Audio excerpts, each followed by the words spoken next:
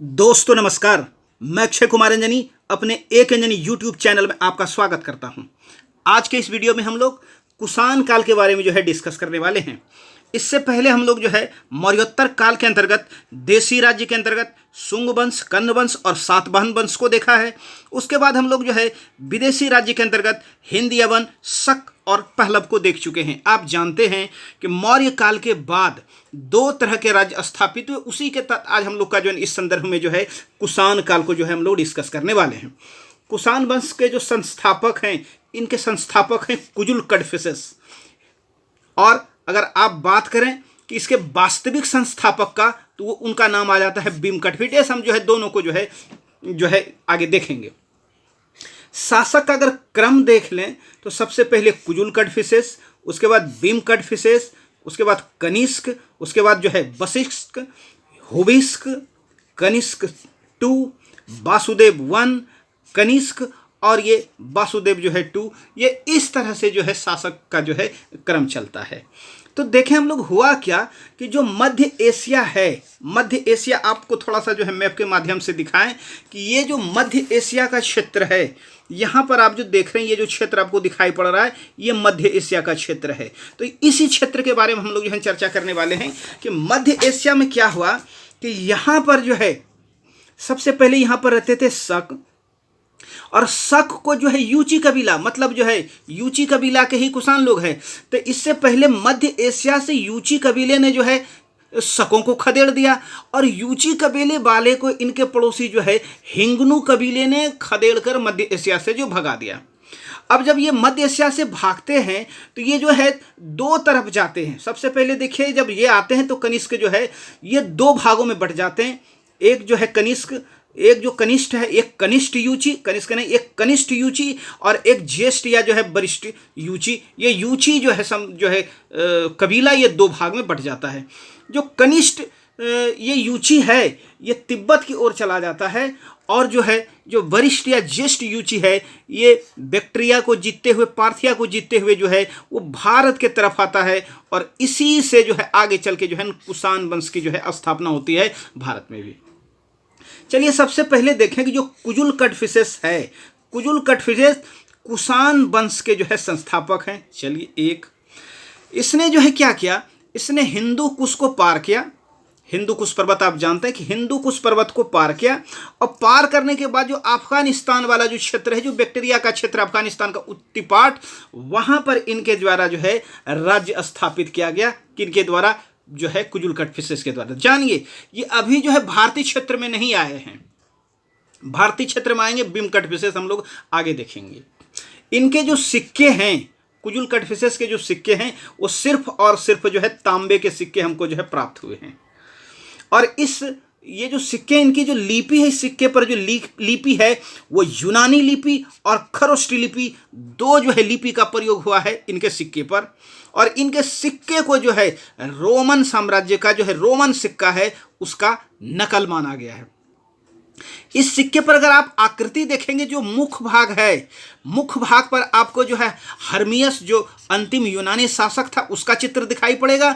और जो पृष्ठ भाग है, दूसरा जो भाग है, वहां पर कुजुल कड़फिसेस की आकृति दिखाई पड़ेगी। तो इससे ये पता चलता है कि कहीं न कहीं हर्मियस के नेतृत्व में ये हर्मियस के अंडर एक शासक था। कौन? कुजुल कड़फिसेस। और ये इनके अंडर में ये काम करते थे, कुजुल कड़फिसेस। चलिए, इस सिक्के से पता चलता है। उपाधि अगर देखें तो इनके द्वारा महाराजा धीराज की उपाधि धारण की गई, लेकिन ये उपाधि धारण की गई बाद में। शुरुआती दिनों में इस तरह की उपाधि देखने को नहीं मिलती है। इसके बाद धर्म विदत की भी इनकी उपाधि है, और इस धर्म विदत की उपाधि से इनकी बौद्ध धर्म में आस्था है, उसको उसका पता चलता है। चलिए, बस इनकी कहानी यहाँ तक खत्म है, और इससे ज़्यादा क्वेश्चन बनता नहीं है। भीम कड़फिसेस इसके बाद शासक बनता है, और कुषाण वंश का वास्तविक संस्थापक कहा जाता है किनको? भीम कड़फिसेस को। दिमाग में रखिएगा, ये भीम कड़फिसेस का दूसरा नाम कड़फिसेस दूती भी इनको कहा जाता है। और बिम कटफिसेस ही भारत में कुषाण वंश के जो है संस्थापक भी हैं। कौन? बिम कटफिसेस। तो ये दो बातें आई, एक वास्तविक संस्थापक कौन? बिम कटफिसेस, और भारत में कुषाण वंश का अगर संस्थापक पूछे तो उस स्थिति में जो है, उस स्थिति में भी बिम कटफिसेस। एक ग्रंथ है हाउ हान सू, हाउ हान सू, ये चीनी ग्रंथ है। इसके अनुसार जो है बिम कटफिसेस ने तिएनचू, तिएनचू किसको कहते हैं? सिंधु नदी के पार का जो क्षेत्र है, तक्षशिला और पंजाब वाले जो क्षेत्र है, उसको इस ग्रंथ में तिएनचू कहा गया। यहां से सवाल बनता है, पूछा जाता है। उसको क्या कर लिया? उसको विजित कर लिया, और विजित करने के बाद जो अपनी राजधानी बनाई बिम ने, वो बनाई किसको? वो पेशावर या पुरुषपुर को अपनी राजधानी बनाई। चलिए, सर्वप्रथम, ये सवाल बहुत महत्वपूर्ण, बहुत बार पूछा गया, सर्वप्रथम नियमित रूप से सोने का सिक्का, नियमित रूप से सोने का सिक्का जो है जारी करने का जो श्रेय जाता है वो बिम कटफिसेस को जाता है। जानिए, सबसे पहले बार सोने का सिक्का जो चलाया गया वो इंडो ग्रीक के द्वारा चलाया गया, लेकिन अगर नियमित रूप से अगर पूछा जाए तो नियमित रूप से सोने के सिक्के चलाने का जो श्रेय है वो बिम कटफिसेस को जाता है। चलिए, उसके बाद देखें कि इनके सिक्के की जो विशेषता देखें। इनका जो सिक्का है वो सोना और तांबा, दो तरह के सिक्के हैं, सोना और तांबा। जाने कि तांबा ये चांदी का सिक्का नहीं है, सिर्फ सोना और जो है तांबा का सिक्का। इनके सिक्के पर भी जो लिपि है ये यूनानी लिपि और खरोष्टी लिपि, दो लिपि का प्रयोग हुआ है।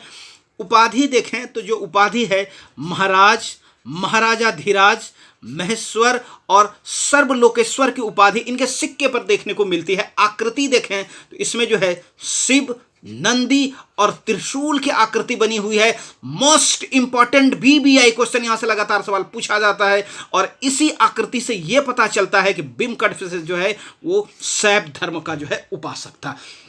कुजुल कटफिसेस बौद्ध धर्म का उपासक, और जो है बिम कटफिसेस ये जो है शैव धर्म का उपासक। चलिए, प्लिनी के अनुसार जो है बिम कटफिसेस है, बिम कटफिसेस के समय भारत के रोम एवं चीन के साथ जो है व्यापारिक संबंध थे। ये कहना है किनका? ये प्लिनी महोदय का कहना है। चलिए आगे देखें हम लोग, आगे जो है कुछ और जो सबसे महत्वपूर्ण शासक है इस वंश के, और ज्यादातर क्वेश्चन यहीं से पूछे जाते हैं। उनका नाम क्या है? उनका नाम है कनिष्क। चलिए, कुषाण शासकों में सबसे योग्य एवं महान शासक कौन? कनिष्क। इनकी जो उपाधि है, इनकी उपाधि देवपुत्र और जो है शाहीन की उपाधि देखने को मिलता है। देवपुत्र और शाहीन की उपाधि देखने को मिलती है। इनका जो राज्यारोहण, इनके राज्यारोहण के ऊपर बड़ा विवाद है, लेकिन जो ज़्यादातर लोगों का मानना है वो 78 ईस्वी जो है इनका जो है राज्यारोहण का डेट माना जाता है। हालांकि इस पर जो है क्या है, विवाद है। और इसी जो है ईस्वी से, 78 ईस्वी से जो है शक संवत जो है वो प्रारंभ होता है। चलिए देखें कि सर्वप्रथम एक अंतरराष्ट्रीय साम्राज्य जो है स्थापित करने का जो श्रेय है वो किसको जाता है? वो कनिष्क को जाता है। इनका जो साम्राज्य है, इनके साम्राज्य में गंगा, सिंधु और जो आक्सस नदी घाटी है, ये तीनों क्षेत्र इसमें सम्मिलित था। मतलब बहुत बड़ा क्षेत्र था। इसी वजह से इनको जो है अंतरराष्ट्रीय जो है साम्राज्य कहा गया पहली बार। इसमें क्या क्या शामिल थे? उत्तर भारत एक, ये पाकिस्तान, पूरा पाकिस्तान, अफगानिस्तान, ईरान और जो है मध्य एशिया का जो क्षेत्र, इतना बड़ा क्षेत्र इनके जो है साम्राज्य में शामिल था। इसलिए कह सकते हैं कि जो है इनको हम जो है एक प्रथम अंतरराष्ट्रीय जो है साम्राज्य कह सकते हैं। चलिए, इनकी जो राजधानी थी इनकी दो, प्रथम जो पुरुषपुर या पेशावर, और दूसरी राजधानी थी जो है मथुरा। कनिष्क ने सिल्क रूट पर कब्जा किया और इससे जो है बहुत लाभ कमाया। हम लोग आगे जो सिल्क रूट के बारे में थोड़ा सा जो विस्तार से देखेंगे। राजतरंगिणी जो कलहन की रचना है, राजतरंगिणी में कहा गया है कि कनिष्क ने कश्मीर को जीता और वहां पर जो है कनिष्कपुर नामक जो है नगर की स्थापना की। श्री धर्मपीटक निदान सूत्र, देखिए श्री धर्मपीटक निदान सूत्र का चीनी अनुवाद हुआ और इसमें जो है कहा गया है कि कनिष्क ने पाटलिपुत्र, देखिए इस ग्रंथ में पाटलिपुत्र को हो आंचू कहा गया है। इस तरह का सवाल कभी कभी पूछ लिया जाता है। पाटलिपुत्र को कहा गया है हो आंचू। पाटलिपुत्र पर आक्रमण कर वहां के शासक को जो है पराजित किया और उनसे जो है 3 चीजें प्राप्त की। क्या क्या भाई?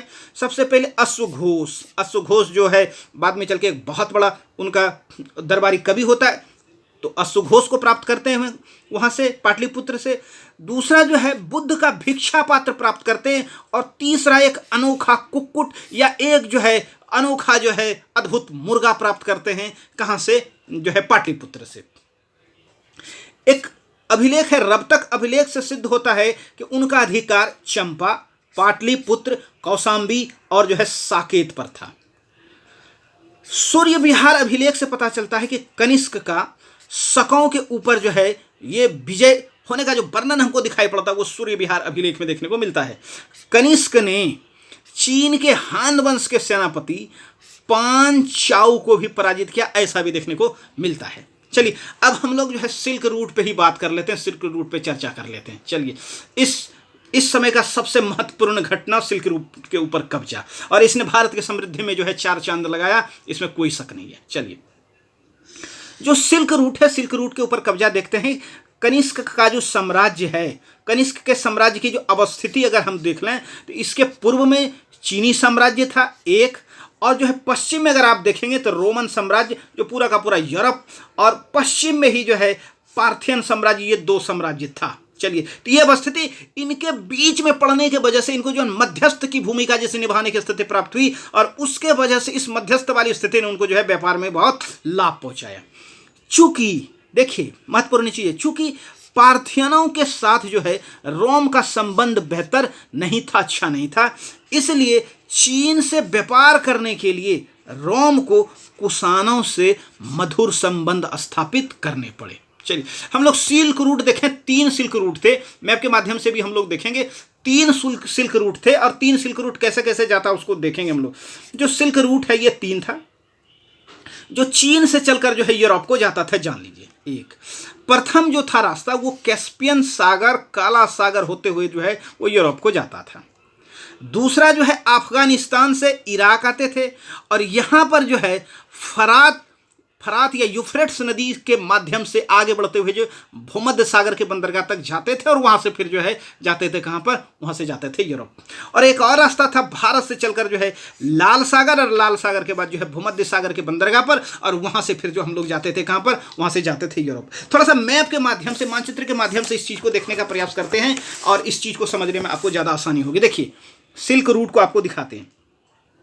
सबसे पहले ये चाइना हो गया, और ये जो मध्य एशिया पूरा का पूरा ये जो देख रहे हैं इस तरह का चीज़, ये इस तरह का ये जो है ये कुषाण राज्य था।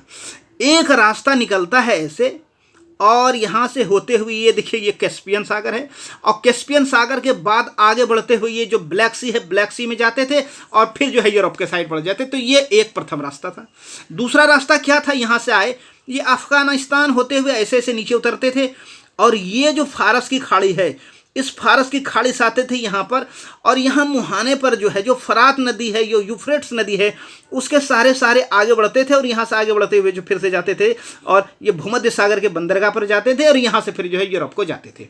एक तीसरा रास्ता था, भारत से ऐसे चलते थे पश्चिमी भाग से, और ये इस तरह से लाल सागर होते हुए जो है जाते थे यहाँ पर बंदरगाह, और इसके बाद जो है अधिक बढ़ते। तो ये जो 3 रास्ता, एक इधर से होते हुए, एक दूसरा इधर से होते हुए, तीसरा जो है इधर से होते हुए, इस तरह का चीज। और तीनों रास्ते पर जो अधिकार था, जो कब्जा था इस क्षेत्र पर, यह था कुषाणों का। इसके वजह से उनको जो है बहुत लाभ की स्थिति प्राप्त हुई। चलिए आगे बढ़ते हैं। उसके बाद अगर हम लोग देखें, उसके बाद देखें कुछ और विशेषता, तो जो निर्माण कार्य है, निर्माण कार्य को देख लें, जो कनिष्क के समय का निर्माण कार्य। तो पेशावर जो है, पेशावर में उन्होंने 2 चीज़ बनाई। एक 13 मंजिला टावर उनके द्वारा बनवाया गया, ये 400 फुट ऊंची है। दूसरा जो है संघाराम बौद्ध विहार बनवाया गया, और इसको जो बनाने का जो श्रेय है वो एक यवन स्थापत्यकार है, कलाकार है, उनका नाम है अंगिलस। इनके द्वारा इसका जो है निर्माण किया गया, डिजाइन तैयार किया गया।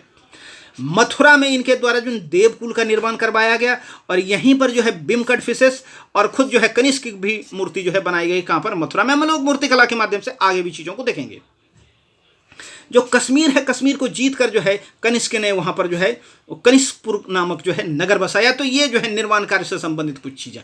देखिए सिक्का इनके समय का बड़ा महत्वपूर्ण है, और सिक्के से संबंधित जो लगातार सवाल पूछे जाते हैं। सिक्का को अगर हम देखें तो इस समय के सिक्कों पर जो है भारतीय, पार्थियन और यूनानी तीनों जो है जगह के देवी देवताओं का अंकन देखने को मिलता है कनिष्क के सिक्कों पर। इनका जो सोने का सिक्का है, सोने के सिक्के पर महात्मा बुद्ध, हेराक्लीज, सूर्य, अग्नि, शिव आदि का अंकन हमको देखने को मिलता है। महत्वपूर्ण बात बताएं आपको कि जो तांबा है, तांबे के सिक्के पर कनिष्क को बलि वेदी पर बलि चढ़ाते हुए जो है ये अंकन देखने, मतलब बलिदान करते हुए जो है दिखाया गया है जो है तांबे के सिक्के पर। चलिए इसके बाद देखें कि इनके दरबार जो है, इनके दरबार यहाँ से भी सवाल पूछे जाते हैं, कौन लोग थे, उनकी जो है क्या विशेषता थी, तो यहाँ से सवाल जो है पूछा जाता है लगातार। देखिए इनके दरबार में एक व्यक्ति थे, उनका नाम था अश्वघोष, जिनको जो है लाया गया था पाटलिपुत्र से, आप जानते हैं। इनको राज कवि बनाया गया और इनकी जो रचना है बुद्ध चरित, बहुत महत्वपूर्ण। और बुद्ध चरित को बौद्धों का महाकाव्य कहा जाता है, बौद्धों का रामायण भी कहा जाता है। किनको? बुद्ध चरित को। इनकी तुलना जो है वाल्मीकि के रामायण से की जाती है। तो बुद्धों का जो है ये रामायण या महाकाव्य क्या हो गया? बुद्ध चरित। इसके बाद इनकी और रचना है सारीपुत्र प्रकरण, सौंदरानंद और जो है सूत्रालंकार। तो ये इनकी रचना है कि इनकी अश्वघोष की। चरक इनके दरबार में रहते थे, चिकित्सा शास्त्र के बहुत बड़े जो है ज्ञाता थे, ये चिकित्सक थे और इनकी रचना है चरक संहिता। एक और थे संघरक्ष, ये इनका पुरोहित हुआ करते थे। नागार्जुन, मोस्ट इंपॉर्टेंट, नागार्जुन जो शून्यवाद के जनक थे, ये भी इनके दरबार में रहते थे। इनके द्वारा जो है माध्यमिक सूत्र का जो है ये पुस्तक ये लिखा गया और ये इसमें जो है सापेक्षता के सिद्धांत का जो है वर्णन किया गया है।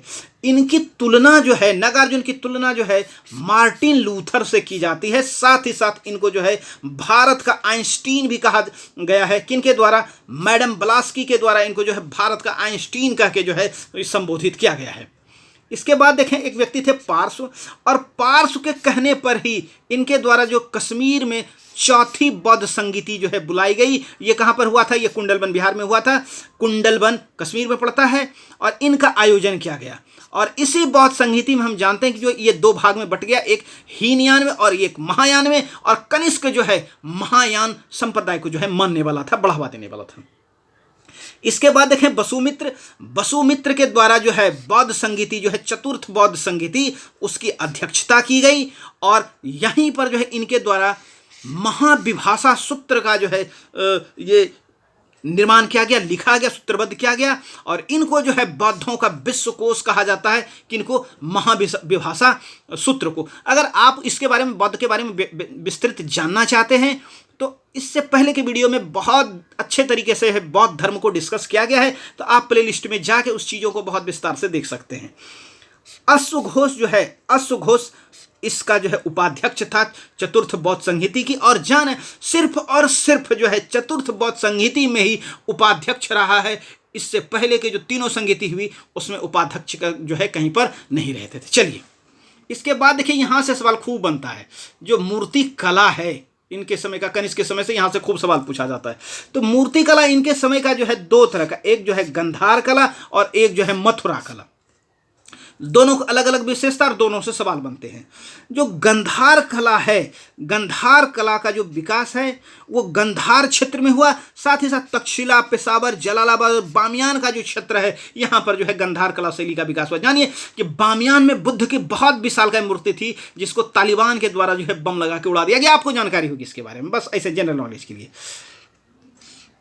यह मिश्रित कला थी, गंधार कला मिश्रित कला थी। इसमें जो है यूनानी कला थी इसमें, साथ साथ इसमें जो विषय वस्तु थी वो भारतीय विषय वस्तु थी। मतलब जो बनाने का तरीका था वो था यूनानी और जो विषय वस्तु रखा गया था वो रखा गया था भारतीय। तो ये मिश्रित कला था। कौन? गंधार। इसमें जो काले रंग के जो स्लेटी पत्थर है उसका प्रयोग किया गया है। और अगर आप जो है बात करें इधर मथुरा कला शैली की, तो इसमें लाल बलुआ पत्थर का जो है इस्तेमाल किया गया है। इसमें मिश्रित कला है, ये एकल कला समझिए इसको। इसमें जो है इसका जो विषय वस्तु और कला ये दोनों जो है ये दोनों भारतीय है और ये सिर्फ और सिर्फ जो है मथुरा क्षेत्र में, जबकि ये जो है गंधार क्षेत्र में। इसमें केवल बौद्ध धर्म को जो है बौद्ध धर्म से संबंधित बुद्ध, बोधिसत्व और जो है की मूर्तियां का निर्माण किया गया। और सर्वाधिक जो मूर्ति है वो मैत्रेय यानी कि जो भावी बुद्ध है उसकी जो है मूर्ति बनाई गई है। और वहीं दूसरी तरफ अगर हम लोग मथुरा कला को देखें तो इसमें जो है बौद्ध धर्म, जैन धर्म, हिंदू धर्म तीनों धर्म से संबंधित जो है देवी देवताओं की जो है मूर्ति का निर्माण किया गया है। किसमें? मथुरा कला शैली में। और इसमें जो एक चीज आपको बता दें कि महात्मा बुद्ध जो है, महात्मा बुद्ध की प्रथम मूर्ति जो है वो मथुरा कला शैली में ही निर्माण किया गया। इस बात को दिमाग में रख लीजिएगा। देखिए यहां पर कंफ्यूजन होता है कि सिर्फ बुद्ध और बौद्ध धर्म से संबंधित जो मूर्ति है वो बनाया गया, वो बनाया गंधार शैली में, लेकिन बुद्ध की सबसे पहली मूर्ति जो बनाई गई वो बनाई गई किसमें? मथुरा कला में, क्योंकि यहाँ पे बौद्ध, जैन, हिंदू धर्म तीनों से संबंधित जो मूर्तियां बनाई जाती थी। एक चीज और देखें कि जो गंधार कला है ये यथार्थवादी दृष्टिकोण से जो है दृष्टिकोण रखता था। इसमें बुद्ध की जो मूर्ति है वो अपोलो देवता के समान बनाई गई, जिसमें जो है बुद्ध को एक तरह से समझिए यहाँ पर मनुष्य के रूप में दर्शाया गया है। यथार्थवादी दृष्टिकोण रखता है, वास्तविक दृष्टिकोण रखता है। इसके समान अपोलो देवता के समान बुद्ध को बनाया गया।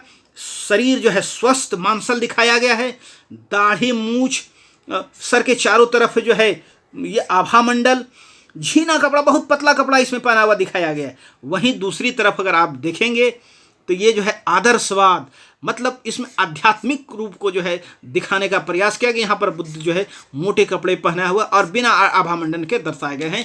कहाँ पर? ये जो है मथुरा कला में। इसके बाद थोड़ा सा इसके आगे के शासक है, बस जो है 2 मिनट में चीज़ें जो है समाप्त हो जाएंगी। देखें इसके बाद का जो शासक है वो शासक कौन है? वो शासक है वशिष्ठ। वशिष्ठ है, इसने क्या किया? मथुरा को जो है राजधानी बनाई। तब तक क्या होने लगा कि जो है कनिष्क के मृत्यु के बाद जो है ससानी वंश जो है मजबूत होने लगा। उधर का जो क्षेत्र, मध्य एशिया का जो क्षेत्र है, उनके द्वारा जो है कब्जा कर लिया गया। इनके सिक्के पर अगर आप देखें तो शिव, स्कंद और कार्तिकेय का अंकन देखने को मिलता है। ये शैव धर्म के उपासक थे। हुबिस्क के बारे में देख लें, कश्मीर में इनके द्वारा जो है हुबिस्कपुर जो है शहर बसाया गया। इनके सिक्के पर चतुर्भुजी विष्णु की आकृति जो है देखने को मिलती है। ये वैष्णव धर्म के जो उपासक थे, फिर से कह देते हैं चतुर्भुजी विष्णु, जिसका जो 4 भुजा हो वो दिखाने का प्रयास किया गया। ये जो है वैष्णव धर्म के उपासक थे। कनिष्क II, इनकी जो उपाधि है वो कैसर और सीजर की मिलती है और ज़्यादा कहीं कुछ नहीं है। वासुदेव द्वितीय ये अंतिम शासक था कुषाण वंश का, और इनके जो सिक्के हैं उनके ऊपर जो है शिव और विष्णु दोनों का अंकन देखने को मिलता है। ये लेकिन वैष्णव धर्म के उपासक थे। तो उम्मीद करता हूं कि इस वीडियो से आपको जो है कुछ ना कुछ लाभ अवश्य मिला होगा। और अगर आपको लगता है कि जो है आप इस वीडियो से लाभान्वित हो रहे हैं और लगातार आपके पास इस तरह का वीडियो पहुंचता रहे, तो आप ज़्यादा से ज़्यादा इस वीडियो को जो है शेयर कीजिए। और अगर अब तक आपने इस चैनल को सब्सक्राइब नहीं किया है तो सब्सक्राइब कीजिए और इस चैनल को इस माध्यम से सपोर्ट कीजिए। थैंक यू, धन्यवाद, बहुत बहुत धन्यवाद, बहुत बहुत धन्यवाद।